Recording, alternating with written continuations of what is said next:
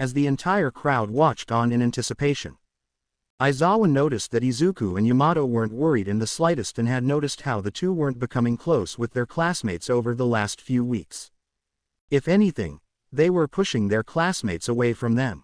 So when their eyes became smugger when the second event was revealed to be a cavalry battle, Aizawa noticed how Izuku's face became resigned. Something was wrong. Keeping an eye on Izuku and Yamato, the two had looked at one another before teaming up and hiding within the crowd in order to keep their number of participants hidden. With Izuku and Yamato, they were standing alone in the farthest corner of the arena as they kept their eyes and ears open to hear any kind of movement towards them. Just as they were about to enact their plan to get the 10 million point band out of the race essentially, someone came up to them. "Hey, Mr. 10 million. A feminine voice called out, causing both Yamato and Izuku to look at her. "Who are you?" Izuku asked, as the girl introduced herself as Hatsume Mei.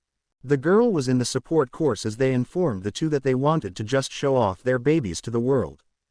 Well, that threw a wrench in the two's plans, but no matter, they could work with this.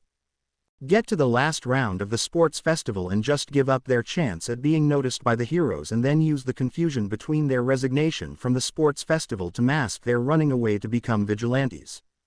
It wasn't much longer that Ochako had come over and asked to be on Izuku's team as he nodded at the girl. As soon as they were prepared for the second event of the sports festival, they stared at those who were glaring at them wishing to have an easy win for themselves. About 15 minutes later and a full team from Midoriya was made as Aizawa watched on with concern for Izuku and Yamato. The two having the most experience with one another's fighting style as well as having been training hard with one another with All Might watching over the two's training himself. Standing up from his position in the communications booth, Aizawa looked over at Present Mike who had muted his microphone to see what was wrong. "What's happening, Sho?" he asked, as Aizawa gained a concerned expression on his face. "I have a reason to believe that Midoriya and Yamato are about to do something incredibly stupid and irresponsible," Aizawa said, as he ran off and towards where All Might was watching the whole event. If there was anyone who could know about the two students' plans, it would be the man who oversaw the training of both students. The second event was soon underway as Izuku and his group were immediately blocked on two sides. Monoma of Class 1B and Todoroki of their class with their respective classmates staring at them with a glare that could kill. As soon as the two groups attacked Izuku's, they all took to the skies as they made sure to dodge each and every attack that came for them in the air. The young man had been wearing his points backwards so that nobody would know which one would be the 10 million points. He had even placed the 10 million band in a spot where nobody would expect him to place it. Over his neck, and it was surrounded by other badges as well as having a smaller number over his forehead to trick those who grabbed them instead of around his neck. It wouldn't be much longer before they landed on the ground as Izuku stared at the opponents who ran over towards his group in order to prevent them from taking off again. Pulling his arms into the air, Izuku placed them in a gripping position as he pulled them down as people around them all had started to stumble around and lose their balance as more teams were taken out of the running since their leaders fell off of their respective horses. One Shinso Hitoshi had glared angrily at Izuku as the young man had stood on his high pedestal with his team as their position had reached out into the sky where nobody could get them. The thick rock-like pillar had been strong enough and coated in a thick armor to protect it from being knocked over and broken down. And as the last few minutes were played, much to the dismay of some of the other contestants, the cavalry battle was called off since too many teams were taken off of the board. Aizawa had finally made it to All Might's chambers as he saw the hero conversing with Nezu of all people at this point in time. Walking over to the man, they heard the sound of the cavalry battle to end as Aizawa demanded answers from All Might. "What are Midoriya and Yamato planning? I know that something is going on with the two of them, and they have been removing themselves from their class activities and spending less time with them over the last few weeks. Inform me about what is going on and I may just spare your life." Aizawa growled as All Might looked completely shocked. "What are you talking about, Aizawa-kun? I have no idea what you're talking about. What is going on with young Midoriya and young Yamato?" All Might questioned as Aizawa looked at the man with a deep scrutinizing look. "So you really don't know what is going on with the two?" Aizawa asked, as All Might nodded. "Well, from what I had noticed, these past few weeks Midoriya and Yamato had been spending more time together alone. And they were pushing their friends away from them the entire time up until this day. Midoriya was especially quiet when informing others about how to use their quirks better. Aizawa said, as Nezu was adopting a thinking expression. They soon got their answer as they looked at the screens and found that Izuku and Yamato had pulled themselves out of the tournament of the sports festival because of family reasons. Once this was heard, All Might, Nezu and Aizawa had begun a large-wide search for the two students nearby. By the time they made it to the Class 1A stands, they found that there was a small note left in the familiar handwriting of Midoriya. Hello, All Might, Aizawa-sensei and Nezu Dancho.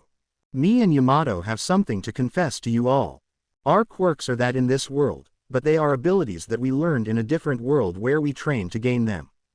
The power that I, Midoriya Izuku, hold is a devil fruit power that allows me to control seismic activity and essentially, as Bakugo would say, make earthquake powers my bitch. Yamato's abilities are much more powerful than mine, except she hasn't trained in her own powers as much as I had. We are leaving Ua because of a mission we were given by our old captain in the Whitebeard Pirates. He came to me during a dream telling me about an evil that needs to be put down for good. And me and Yamato are going to put that evil down. We don't know where this evil is located. But we will find it and protect our acquaintances from any and all harm that it provides.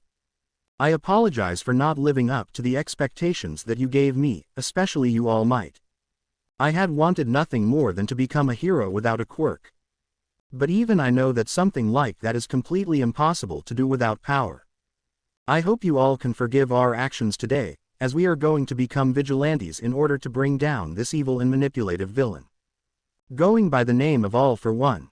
He is still alive, and from what I managed to find on the villain, he has the power to take and give quirks. His plans are incredibly futuristic in terms of how they will be implemented.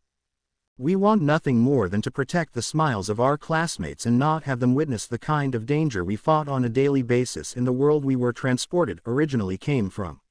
I hope you can find it within you all to forgive our actions up until this point at our friends. We really didn't want to leave them like this, honest. We really wanted to finish this mission first before we could relax with our classmates. Midoriya Izuku, Yamato. All three heroes looked at one another as they reread the note before Aizawa slammed his fist into the wall next to them all with fury written on his face. Damn it, I should have known that this would happen. They were seemingly scared of their classmates all this week. It makes way too much sense now. Aizawa visibly as well as very literally growled out as the pain in his voice could be heard. If you are thinking that we cancel the event because of two students of yours leaving our school, then you can forget it, Aizawa-kun. We need to keep this event going since we are going to get them back. Nezu said, as Aizawa stared at him. What are you talking about? ? My students are going rogue. They will be killed out there on their own. Aizawa yelled as All Might stepped in. Aizawa-kun, surely you've seen how they fight when I recorded their fight on Naboo Island, right? All Might asked as Aizawa looked at him. Just because they have incredible power doesn't mean that they are ready to take on villains such as this All for One character. From what I heard about him, he is quite literally the boogeyman of the underworld. He can take and give quirks to those he trusts, not to mention if he got his hands on either of their quirks, he would become literally unstoppable. Aizawa said, as all three men left towards their meeting room. Once they got there, the other teachers looked at the downright downcast looks as well as Shota's own fury-driven face. What's wrong, Sho? Present Mike called out as Midnight came over as well. Two of my own students had gone rogue. And they left this note. Aizawa said, slamming the note on the table. Each and every teacher had looked at the note as they all gained looks of pure fear as well as worry. All Might had taken this moment to try and contact Inko, but surprisingly her phone number was placed on silent, or she wasn't answering. By the time All Might figured out that Inko was probably in on it, he sent some heroes to her home in order to bring her in for questioning. If the woman could know where the two could be heading to at this moment, then she would be their best bet at finding the two missing students. Over in Kamino Ward, Izuku and Yamato had donned their new looks. Yamato looking more akin to a yokai from legend within Japan, and Izuku making himself appear taller than he was. He wore a militaristic navy overcoat that revealed his upper chest as well as abs, and his pants were white but were militaristic in nature,